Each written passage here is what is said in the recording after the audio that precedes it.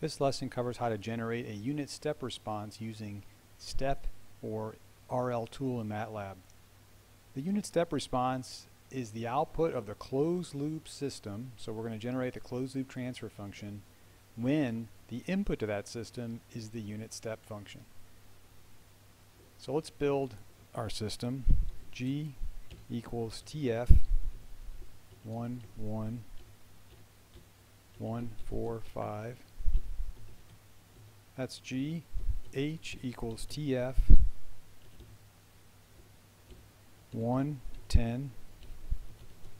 There's H, and KRL equals 5.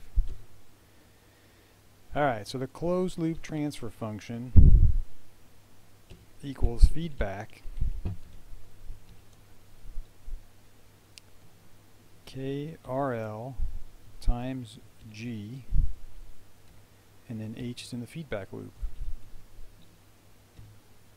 Alright, that's the closed loop transfer function with KRL equal 5 and G and H as given.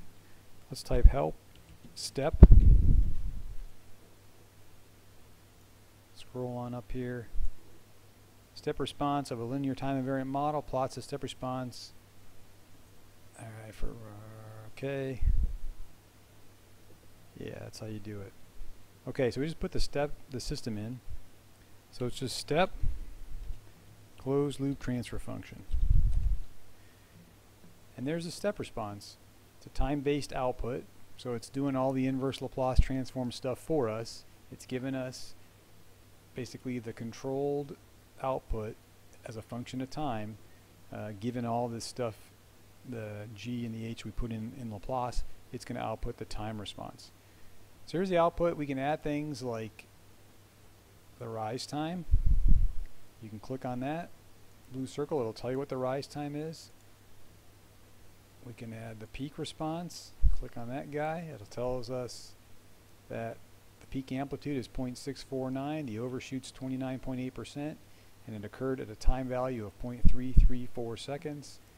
You can also add settling time. There's a settling time, 2.1 seconds. 2% criteria is the default. And finally, we can do the steady state value. Final value is 0.5. So all the step response is there, and you're good to go. Alright, let's try using RL tool. This time earlier I set KRL equal to 5, but I want to go in RL tool because I want to see how the system, how maybe the step response changes as I vary KRL from 0 to infinity. So let's build the open loop transfer function. Equals series of G and H, and let's do RL tool of the open loop transfer function and see what happens. Alright, we have our root locus here, and we can move this pink box, right? It defaults to KRL equal 1, and then as we move the pink box, it'll tell us what the KRL value is to get us the closed loop poles where we want. But what I want to do here is analysis, do response to step command. It's going to give us another window, so I can put these windows side by side. Right now it has a green response and a blue response. If I right click and go to systems, the blue one is R to Y, which is one I want. The green one is R to U. That may be interesting in a different application or a different lesson. So I'm going to go ahead and close that one. There's the step response we really want. So the cool thing about this is I can move KRL and move the location of closed loop poles, and it will automatically update how the step response changes. Let's do that.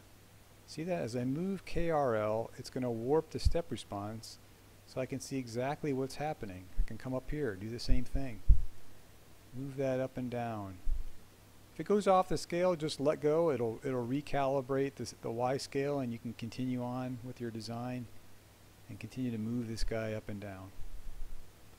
Alright, we can also, just like we did before, put on some of the characteristics. Rise time. Go ahead and put the value there.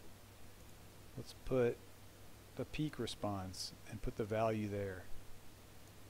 Alright, same thing. I can come back here now and move, and it's going to auto calculate the rise time and the peak response as I change the location of the closed loop pole. When I'm satisfied, I used a KRL of 1.89. Again, I can put my grid here and see what the damping ratio natural frequencies are, or I can see that it's 0.93 for the damping ratio natural frequency of 6.69, and the KRL value to get that there was 1.89, and this would be the corresponding step response to that controller.